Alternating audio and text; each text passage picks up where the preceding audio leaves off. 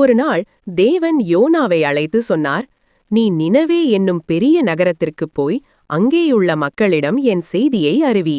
அவர்கள் தீய வழிகளில் நடந்து வருகின்றனர். ஆனால் யோனா தேவனுக்கு கீழ்ப்படியவில்லை.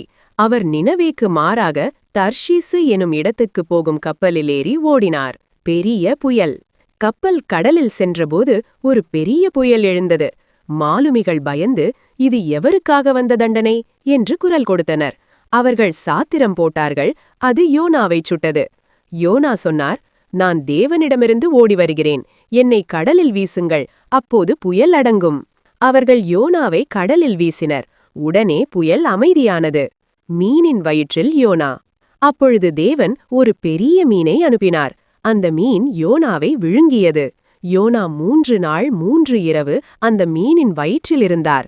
அங்கே அவர் மனம் திருந்தி தேவனிடத்தில் ஜெபித்தார்.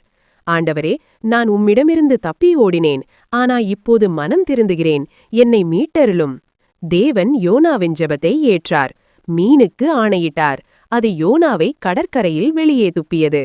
பின்பு யோனா தேவனின் கட்டளையின்படி நினவே போய் தேவனின் வார்த்தையை அறிவித்தார். அந்த நகரத்தின் மக்கள் அனைவரும் மனம் திருந்தி தேவனிடத்தில் மன்னிப்பு கேட்டனர். அப்பொழுது தேவன் அவர்களை இரக்கத்தால் காத்தார்.